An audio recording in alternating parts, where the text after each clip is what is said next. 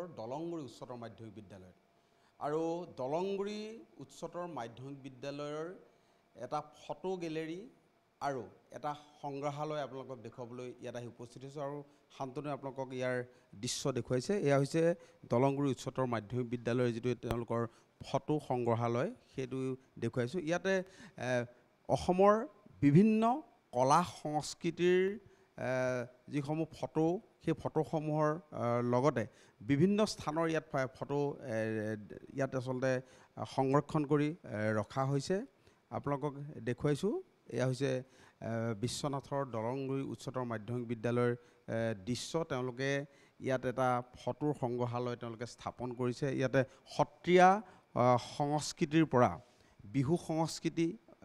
ভাওনা সংস্কৃতি, উমহতীয়াকৈ যি মাছ ধৰা সংস্কৃতি, সেই সকলোবোৰৰ উপৰিও ইয়াত দেখা গৈছে হাওৰাৰ যিখন দলং, সেই দলঙৰ পৰা আদি কৰি ঢলা শদিয়াৰ দলং, সেই ঢলা শদিয়াৰ দলঙো ইয়াত দেখুওৱা হৈছে। তাৰোপৰি বিশ্বনাথৰ যি উমাদুমনি নদীদ্বীপ, তাৰোপৰি মাঘ বিহুৰ মেজি, বিভিন্ন জোনবিল মেলা, এই সমূহ ইয়াত দেখুওৱা হৈছে। সকলো ইয়াত আচলতে সংৰক্ষণ কৰি ৰখা হৈছে। জয়পুৰৰ ৰাজপ্ৰসাদ ইয়াত ৰখা হৈছে সংৰক্ষণ কৰি। নালন্দা বিশ্ববিদ্যালয়ৰ ফটো ইয়াত দেখুওৱা হৈছে। মধুপুৰ সত্ৰৰ ফটো ইয়াত দেখিবলৈ পোৱা গৈছে। কটন বিশ্ববিদ্যালয়, ডিব্ৰুগড় বিশ্ববিদ্যালয়, তেজপুৰ বিশ্ববিদ্যালয়, গুৱাহাটী বিশ্ববিদ্যালয়, অক্সফৰ্ড বিশ্ববিদ্যালয়, কেম্ব্ৰিজ বিশ্ববিদ্যালয়কে আদি কৰি বিভিন্ন ইয়াত শিক্ষানুষ্ঠানবিলাকৰ ফটো ইয়াত ৰখা হৈছে। শান্তনুৱে দেখুৱাইছে। ইফালে জগন্নাথপুৰী ইয়াত দেখা হৈছে। জগন্নাথপুৰী, সেই জগন্নাথপুৰীৰো ইয়াতে ফটো ইয়াতে সংৰক্ষণ কৰি ৰখা হৈছে। IIT গুৱাহাটীৰ পৰা আদি কৰি বিভিন্ন ইয়াত আচলতে ফটোসমূহ ইয়াতে ৰখা হৈছে। মই এই যি ফটোৰ যি আচলতে সংগ্ৰহালয় সেই বিষয়ে মই ইয়াৰ মৃদুল বৰুৱা ছাৰ আছে, তেওঁৰ পৰা প্ৰথমতে জানিম যে ইয়াত কেতিয়া এইটো স্থাপন কৰা হৈছিল? আমাৰ এইটো স্থাপন কৰা হৈছিলে 2020-21 বৰ্ষত আমি প্ৰথম আৰম্ভ কৰিছিলোঁ কামটো, আৰু যোৱা বছৰ আমি ফটো গেলেৰীটো আমি উদ্বোধন কৰিবলৈ সক্ষম হ'লোঁ। গতিকে সেই 20 বৰ্ষৰ পৰাই আমি কামটো কৰি আছোঁ। আৰু ইয়াত দেখা গৈছে বিভিন্ন ইয়াত আচলতে ফটো সংৰক্ষণ কৰি ৰখা হৈছে। হয় হয় হয় হয় আমি ছাত্ৰ ছাত্ৰীসকলক সকলোকে আমি লৈ গৈ পেলাইতো জেগাবিলাক আমি দেখাব নোৱাৰোঁ। তথাপি তেওঁলোকৰ মনত এটা উৎসাহ হওক, তেওঁলোকে সেই বিষয়ত অলপ জ্ঞান পাওক, এনেকুৱা এটা ভাৱধাৰা লৈ আমি বিভিন্ন শিক্ষানুষ্ঠানবিলাক, উচ্চ শিক্ষাৰ অনুষ্ঠানবিলাক বা আমাৰ অসমৰে যিবিলাক জেগা আমাৰ ঐতিহাসিকভাৱে গুৰুত্বপূৰ্ণ ঠাই, সেইবিলাকৰ আমি ফটোবিলাক আমি ইয়াত সংগ্ৰহ কৰি ৰাখিছোঁ। আৰু এটা আপোনালোকে ইয়াৰ কাষতে আৰু এটা সংগ্ৰহালয় কৈছে, এই সম্পৰ্কে কওকচোন। হয় হয় হয় আচলতে আমাৰ এই সংগ্ৰহালয়ৰ ধাৰণাটো প্ৰথম আহিছিলে আমাৰ বিদ্যালয়ৰ ইংৰাজীৰ বিষয় শিক্ষক ইদুনাথ লুইটেলত মনত প্ৰথমতে সেই কথাটো খেলাইছিলে। তেখেতৰ লগত তাৰপিছত আলোচনা কৰাৰ পিছত আমি অধ্যক্ষ মহোদয়ক কথাটো ক'লোঁ, আৰু আমাৰ অধ্যক্ষ মহোদয়ে সদায় মানে পজিটিভ তেওঁ কথাবিলাক বিবেচনা কৰে, আৰু তেওঁ আমাক ক'লে যে হ'ব, মই ৰুম এটা দিম, তোমালোকে যদি কামটো আৰম্ভ কৰা। তেনেকৈ আমি প্ৰথম কামটো আৰম্ভ কৰিছিলোঁ। ইয়াত কোনো মিস্ত্ৰী নাই বা কোনো ধন খৰচ কৰা নাই। স্কুলত যিবিলাক ভগা ডেস্ক বেঞ্চ পৰি আছিলে সেইবিলাককে আমি সংগ্ৰহ কৰি পেলাই নিজে হাতুৰি বটালি মাৰি পেলাই আমি প্ৰথমতে সংগ্ৰহালয়টোৰ কাম আমি আৰম্ভ কৰিছিলোঁ। আৰু ইয়াতো আমি বিভিন্ন, আমাৰ যিহেতু দলংগুৰি উচ্চতৰ মাধ্যমিক বিদ্যালয়খনত বিভিন্ন জনজাতিৰ আমাৰ ইয়াত মানে ছাত্ৰ ছাত্ৰী আছে। কাৰ্বি জনগোষ্ঠীৰ আছে, বড়ো জনগোষ্ঠীৰ আছে, চাহ বাগানৰ আমাৰ ল'ৰা ছোৱালীবিলাক আছে। গতিকে সেইকাৰণে আমি বিভিন্ন এই জনগোষ্ঠীবিলাকৰ যিবিলাক ট্ৰেডিশ্যনেল ড্ৰেছ, সাজপাৰ, সেইবিলাক আমি সংগ্ৰহ কৰিছোঁ। তেওঁলোকে ব্যৱহাৰ কৰা কিছুমান জনগোষ্ঠী হিচাপে ব্যৱহাৰ কৰা কিছুমান সা সামগ্ৰী, আচবাব পত্ৰ আমি তেনেকৈ আমি সংগ্ৰহ কৰিছোঁ। আৰু বিভিন্ন কাৰেঞ্চিবিলাক, বিভিন্ন দেশৰ টকা পইচাবিলাক, নোটবিলাক, সেইবিলাক আমি সংগ্ৰহ কৰি পেলাই ছাত্ৰ ছাত্ৰীক যাতে সেইবিলাকৰো এটা আভাস দিব পাৰোঁ।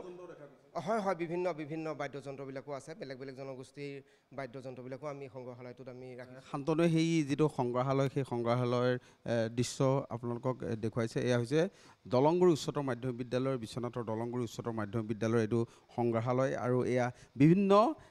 দেশী বিদেশী বিভিন্ন আচলতে ইয়াত দেখা গৈছে যে নোটবিলাক সেই আচলতে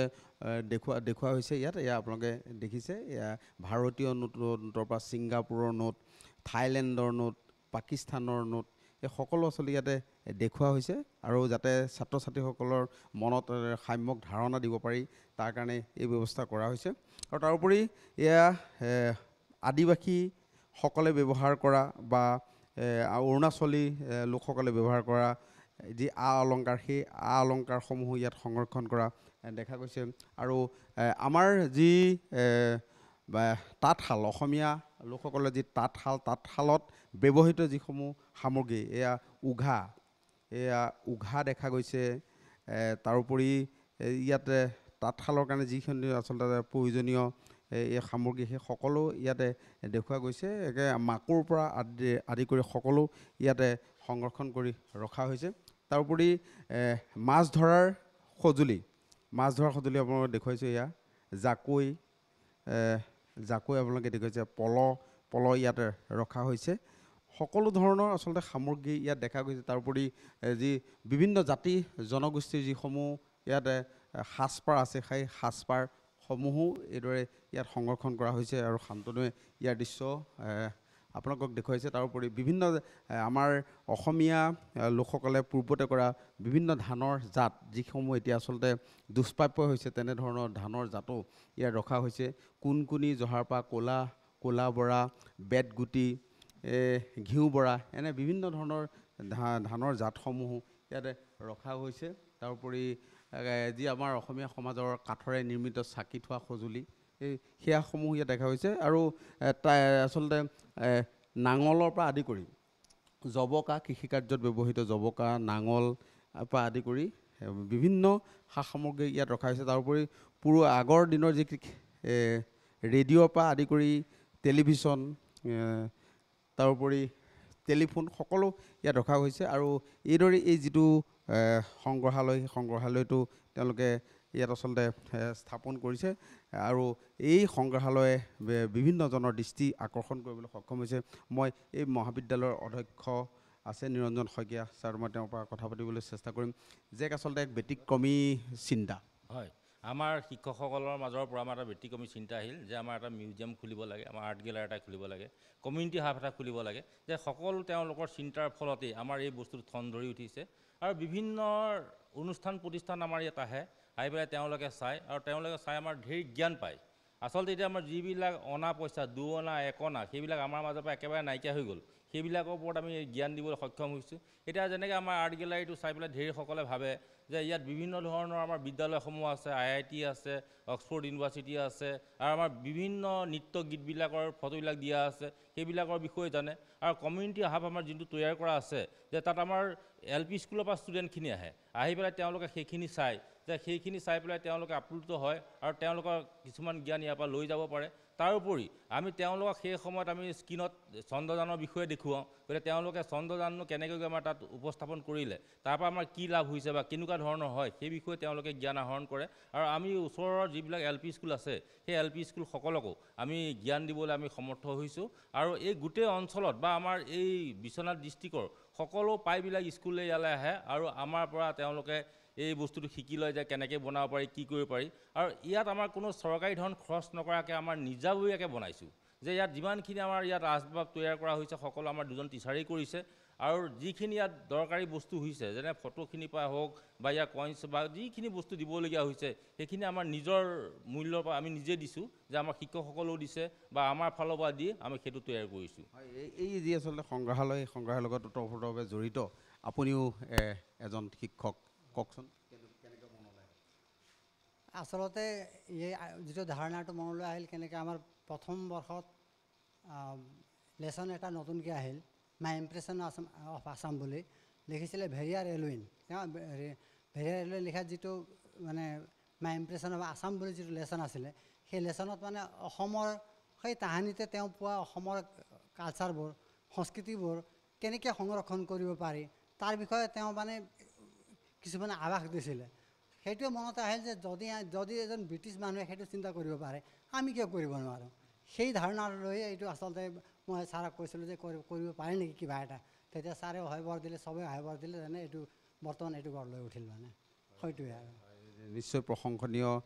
কৰ্ম আৰু এইদৰেই দলংগুৰি উচ্চতৰ মাধ্যমিক বিদ্যালয়খন জাকত জিলিকা কৰি তুলিছে এই মহাবিদ্যালয়ৰ অধ্যক্ষ তথা এই বিদ্যালয়খনৰ শিক্ষকসকলে আৰু সেয়েহে দলংগুৰি উচ্চতৰ মাধ্যমিক বিদ্যালয় এতিয়া তেওঁলোকৰ যি ব্যতিক্ৰমী চিন্তা সেই ব্যতিক্ৰমী চিন্তাৰ প্ৰতিফলন ঘটিছে এই